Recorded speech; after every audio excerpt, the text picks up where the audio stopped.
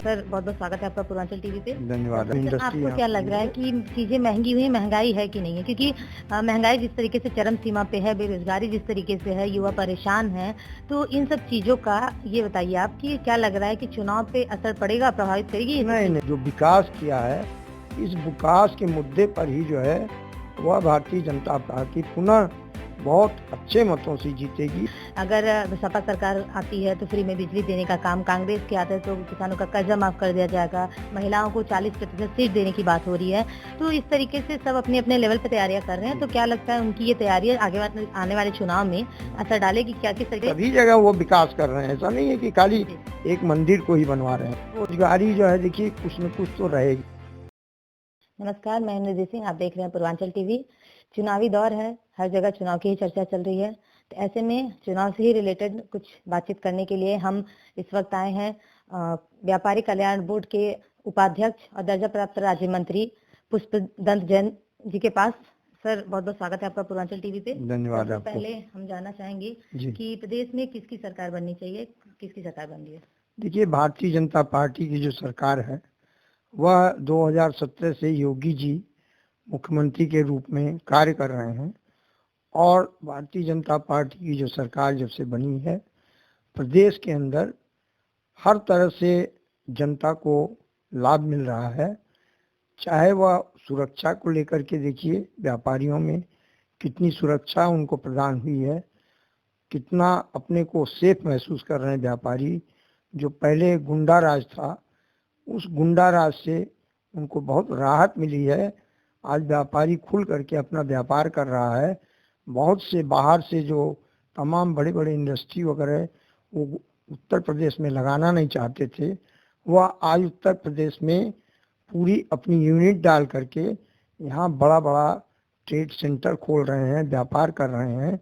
और यहाँ का उत्तर प्रदेश का कितना रेवेन्यू उससे लाभ हुआ है और आम जनता को बहुत सी जो है हमारे लोगों को नौकरियां भी मिली हैं, जो उद्योग खोल रहे हैं। सर, ये जो व्यापार की बात आपने की, तो कुछ टाइम पहले, अभी मतलब ज्यादा टाइम तो नहीं हुआ है, जीएसटी को लेकर के काफी चीजें सामने आ रही थी, तो उसको लेकर क्या कहना चाहिए? जीएसटी जो है सेंट्रल गवर्नमेंट का एक चलाया हुआ अभियान है।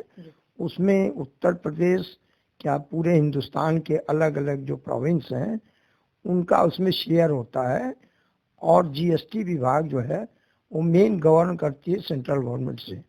सेंट्रल गवर्नमेंट जो है प्रोविंशियल गवर्नमेंट के, स्टेट गवर्नमेंट के साथ में बैठ करके वार्ता करने के बाद ये जीएसटी आई और जीएसटी आने के बाद लोगों को बहुत लाभ मिला।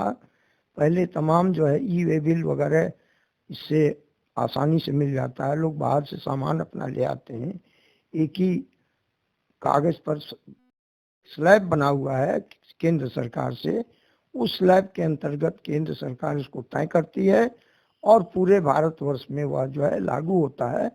और वह जो रेट है वो पूरे भारतवर्ष में सभी जो आपके प्रोविंस हैं उसमें सब एक ही रेट से लागू होता है। क्योंकि पहले अमूमन अलग अलग स्टेट में अलग अलग रेट थे। कहीं टैक्स का स्लैब 15% था तो कहीं 10% था, कहीं 5% था। तो इस तरह से जो है, जब से जीएसटी आई एक रूपता आई है और पूरे मध्य भारतवर्ष में एक रूपता के हिसाब से काम होता है। जैसे अभी बीच में हल्ला था कि वह कपड़े पर जो है वो 5% के जगह पर 12% जो है वो जीएसटी का अनाउंसमेंट हुआ था कि 12% कपड़े पर जीएसटी लगाई जाएगी और जूते वगैरह पर। लेकिन व्यापारियों का यह आग्रह हुआ और तमाम जगह से इसका विरोध होने लगा, तमाम व्यापारी इसको विरोध किए, तो वह सरकार ने उसको विड्रॉ कर लिया और वह कपड़े पर जो टैक्स है जीएसटी वो 5% ही सरकार ने लगाया है और वही 5% चलेगा।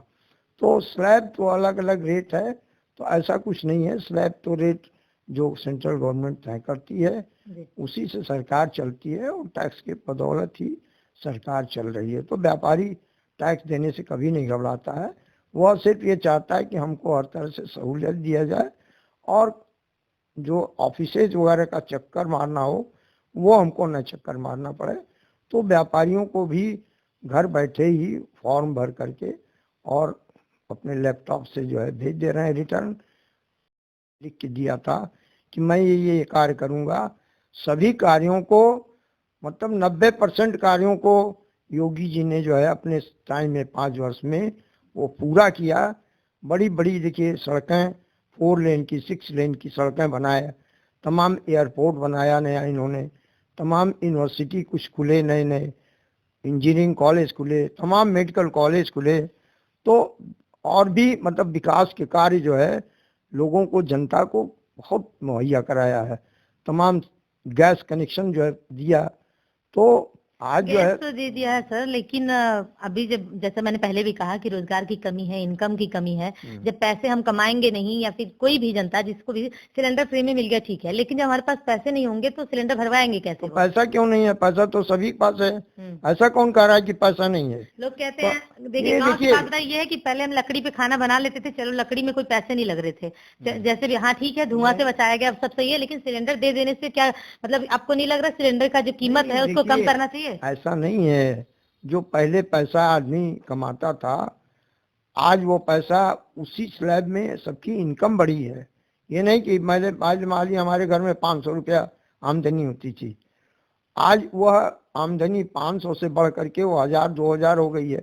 क्योंकि कमाने वाले भी बढ़े हैं, महिलाएं भी कमा रही हैं, पुरुष भी कमा रहे हैं, और रोजगारी भी मिली है, रोजगार भी बढ़ा है, काम भी बढ़ा है। कुछ देखिए कुछ परसेंटेज तो रहेगी कि मतलब जो है नौकरियां सब नहीं दे सकता है सरकार, कोई भी सरकार रहेगी सबको नहीं कर सकता है। क्योंकि आज उत्तर प्रदेश में मान लीजिए 25 करोड़ की आबादी है, तो 25 करोड़ की आबादी को मतलब सबको रोजगार देना यह सबके बस की बात नहीं है, नहीं कर सकता है। लेकिन यह है कि परसेंटेज सिलेंडर को सस्ता करना चाहिए कि नहीं करना चाहिए? देखिए वो तो सस्ता होगा तभी मेरी बात सुनिए, वो तो देखिए ऐसा है, हमको जैसा वहां से ऊपर से जिस तरह से मिलेगा उस तरह से वो हम रेट रखेंगे। रोजगारी जो है देखिए कुछ न कुछ तो रहेगी ही। ये हम कह दें कि बिल्कुल एकदम रोजगारी खत्म हो जाए, यह कहना तो कोई भी सरकार रहेगी इसको पूरा नहीं कर सकती है। लेकिन योगी जी जब से मुख्यमंत्री बने हैं तब से काफी रोजगार दिए हैं, चाहे वह शिक्षक हों, चाहे वह व्यापारियों में अपने हों, चाहे जो इंजीनियरिंग वगैरह के बच्चे हों, पढ़े लिखे बच्चे हों, उनको हर तरह से रोजगार काफ़ी मिला। देखिए पहले तमाम यहाँ से लोग बाहर महाराष्ट्र वगैरह जाते थे, पंजाब जाते थे, नौकरी करते थे वहाँ। अब जो है तमाम लोग जो है वो पंजाब और वो महाराष्ट्र वगैरह न जा करके अपने उत्तर प्रदेश में ही तमाम उनको रोजगार मिल जा रहा है। तमाम इंडस्ट्री। आपको क्या लग रहा है कि चीजें महंगी हुई, महंगाई है कि नहीं है? क्योंकि महंगाई जिस तरीके से चरम सीमा पे है, बेरोजगारी जिस तरीके से है, युवा परेशान है, तो इन सब चीजों का ये बताइए आप कि क्या लग रहा है कि चुनाव पे असर पड़ेगा, प्रभावित करेगी? नहीं कुछ नहीं है। देखिए इन्होंने इतना विकास किया है, भारतीय जनता पार्टी ने जो विकास किया है, इस विकास के मुद्दे पर ही जो है वह भारतीय जनता पार्टी पुनः बहुत अच्छे मतों से जीतेगी और पुनः हमारी यह भारतीय जनता पार्टी की सरकार बनेगी। हम सब 300 से ज्यादा सीटें फिर ले आएंगे, क्योंकि कानून का राज जो है यह स्थापित हुआ है। गुंडा मवाली जो है आपके देखिए जेलों में है, या गुंडा बिल्कुल छोड़ के भाग गए हैं। आज योगी जी ने खुलेआम तमाम पोस्टर्स वगैरह लगा करके, जो लोग गुंडाई करते थे उनका पोस्टर लगा करके उन्हीं से उसकी वसूली कर रहे हैं। तो कानून का राज जो है स्थापित हुआ है। और महिलाएं जो रात को कभी निकलती नहीं थी, घरों में रहती थी, आज महिलाएं भी जो है घरों से बाहर निकल करके मार्केटिंग कर रही हैं, घूम रही हैं, जा रही हैं, आ रही हैं। तो एक अच्छा शासन जो है जो होना चाहिए वो योगी जी ने दिया है। और लोगों को निर्द्वंद होकर के घूमने का, फिरने का, काम करने का एक कहाँ मिलेगी कि जो मतलब सबको अच्छे कार्य करने के लिए प्रेरित करे और लोगों को भी यह कहे कि भाई आप भी अच्छा काम करो, तो आपको कौन पूछेगा फिर। तो इसलिए जो है विपक्ष जो है तमाम दावे वादे वो भी कर रही है कि अगर सपा सरकार आती है तो फ्री में बिजली देने का काम, कांग्रेस के आता है तो किसानों का कर्जा माफ कर दिया जाएगा, महिलाओं को 40% सीट देने की बात हो रही है। तो इस तरीके से सब अपने अपने लेवल पे तैयारियां कर रहे हैं। तो क्या लगता है उनकी ये तैयारी आगे आने वाले चुनाव में असर डालेगी? क्या किस तरीके से प्रभावित करेगी? बिजली जहाँ तक बात है तो बिजली आज जो है मुलायम सिंह की जो सरकार थी, अखिलेश की सरकार थी या मायावती की सरकार थी, लोगों को कितने घंटे बिजली मिलती थी? पहले मुश्किल से 10 घंटा, 12 घंटा, 8 घंटा इतनी बिजली मिलती थी। गांव में तो बिजली मिलती ही नहीं थी। आज कम से कम भारतीय जनता पार्टी की जो सरकार योगी जी की है, 24 घंटे बिजली का पूरा वादा है और 24 घंटे नहीं तो 20 घंटा, 21 घंटा, 22 घंटा पूरी बिजली मिल रही है और गाँव में भी बिजली मिल रही है। लग रहा है कि उनका ये तरीका काम नहीं आने वाला। बिल्कुल एकदम भारतीय जनता पार्टी की पुनः सरकार बनेगी। आज गांव में देखिए मोदी जी ने कितने मकान बनवा करके लोगों को, गरीबों को दिया है।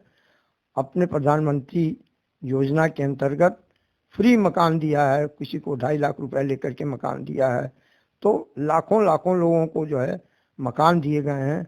यह अपने आप में बहुत बड़ी चीज है। तमाम शौचालय जो महिलाएं घर से बाहर निकल करके शौच करती थी, आज उन महिलाओं को भी कितना खराब लगता था, आज उन महिलाओं को शौचालय बना करके दिया है, मुफ्त में शौचालय बना के दिया है।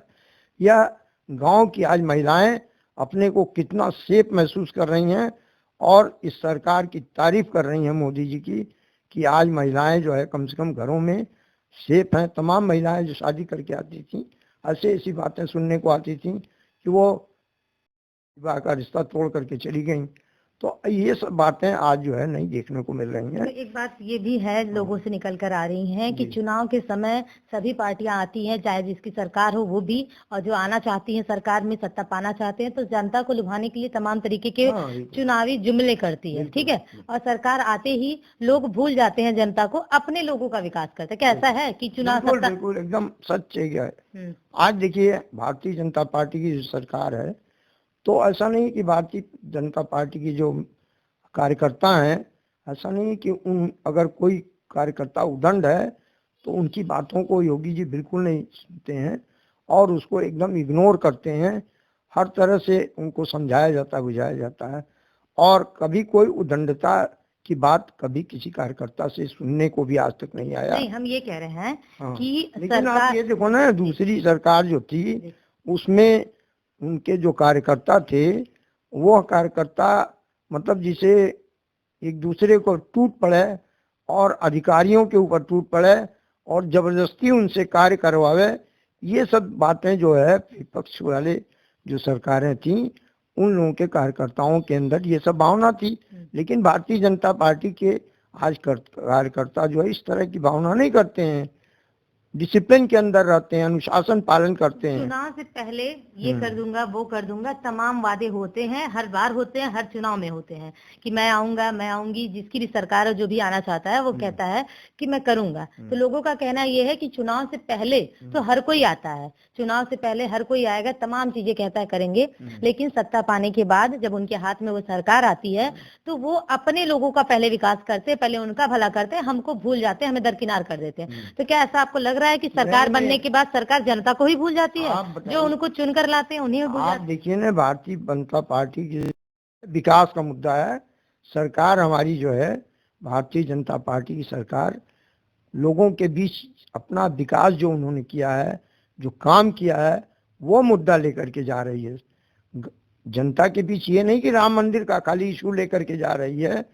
एक राम मंदिर का इशू ये है कि ये 500 वर्षों से जो गुलामी में भगवान छोटे से घर में, झोपड़ी में वो बसे हुए थे, आज हम सब अपना भी छोटा सा, अगर किसी का जमीन है तो वो भी एक पक्का मकान बनवा ले रहा है, कोठी बनवा ले रहा है। और हमारे इतने बड़े इष्ट देव एक झोपड़ी के अंदर और पर्दा डाल करके, तिरपाल डाल करके भगवान अगर थे तो हम सबका क्या दायित्व था, क्या भगवान को हम उसी तरह छोड़ देते? तो एक कोर्ट के माध्यम से, ये मतलब ये नहीं कि भारतीय जनता पार्टी ने कोई डिसीजन लेकर के कराया है, या कोर्ट का डिसीजन हुआ, सुप्रीम कोर्ट ने आदेश दिया तब यह मतलब मंदिर बनना शुरू हुआ है।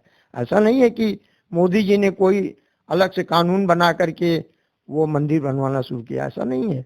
हम सब भारतीय जनता पार्टी के लोग डिसिप्लिन्ड हैं और अनुशासन पालन करते हैं और सबका सम्मान करते हैं, चाहे वह हिंदू हो, मुसलमान हो, सिख हो, ईसाई हो, सबका सम्मान करते हैं। आज योगी जी ने तमाम, देखिए, गुरुद्वारों में भी पैसा दिया है, मंदिरों में भी दिया है, तमाम और जगह भी दिया है पैसा, तो सभी जगह वो विकास कर रहे हैं। ऐसा नहीं है कि खाली एक मंदिर को ही बनवा रहे हैं, ऐसा नहीं है। एक सवाल और आपसे, क्योंकि प्रदेश में उनकी सरकार है योगी जी की, और अब उनका जो गृह जनपद है गोरखपुर, यहाँ से वो चुनाव लड़ने वाले हैं, तो इसका क्या लाभ मिलेगा उनको सीएम पद को पाने के लिए?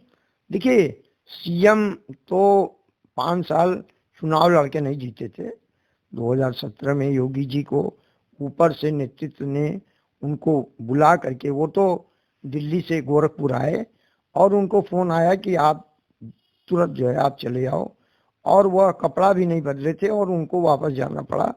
तो उनको एमएलसी बना करके उन्होंने, क्योंकि वो सांसद थे, 2017 में चुनाव सांसद का जीते थे, लेकिन उसके बाद भी उन्होंने ऊपर का शीर्ष नेतृत्व इनके क्लेवर को देखता हुआ और इनकी जो प्रतिभा थी उसको देखते हुए केंद्र सरकार ने ये, में अगर इनको हम मुख्यमंत्री बनाते हैं तो यह प्रदेश की बागडोर अच्छे से चलाएंगे। क्योंकि एक संत है, संत को किसी से कुछ लेना देना नहीं है। संत तो एक पीठ का संत है, और इतना बड़ा गोरक्षनाथ पीठ है जिसका कि मतलब कोई तुलना नहीं किया जा सकता है। तो उनको क्या पैसे की कमी है, किसी चीज की कमी है? वह तो शुरू से मतलब 4 घंटा 5 घंटा सोते थे। मैं तो देखता था बड़े बाबा जब इनको लाए तो ये रात को 12-12 1-1 बजे तक जो है जागते थे, फिर 4 बजे सुबह उठ जाते थे। तो यह है कि इनकी सरकार जो है, इन्होंने शुरू से काम किया है और आज भी काम कर रहे हैं। तो ये गोरखपुर से, चूंकि जनता इनकी शुरू से इतने दिनों से 98 से जनता इनको चाहती चली आई है, तो आज लगाव रहता है, जहाँ जो रहता है उसे लगाव रहता है। तो योगी जी चुनाव लड़ेंगे, गोरखपुर से जीतेंगे और भारी मतों से जीतेंगे। यहाँ की जनता इनको जिताएगी। ये तो सब जगह चुनाव में जाएंगे, देखेंगे। इनको तो 403 विधानसभा सीटें लड़ानी है, तो उनको नेतृत्व दिया है सरकार ने, तो ये काम करेंगे। बिल्कुल 100%, 300 से ज्यादा सीट जीतेंगे। चलिए, बहुत बहुत धन्यवाद। तो ये थे हमारे साथ जिन्होंने बताया कि प्रदेश में योगी सरकार ही आने वाली है, और उन्होंने क्या विकास कार्य किए हैं, किस तरीके से अब तक उन्होंने अपनी सीएम पद पे रहते हुए अपनी बागडोर संभाली है। अब आने वाले वक्त में पता चलेगा जनता किसे चुनती है, जनता के हिसाब से कौन लोकप्रिय नेता है। कैमरा पर्सन जितेंद्र के साथ निधि सिंह, पूर्वांचल टीवी, गोरखपुर।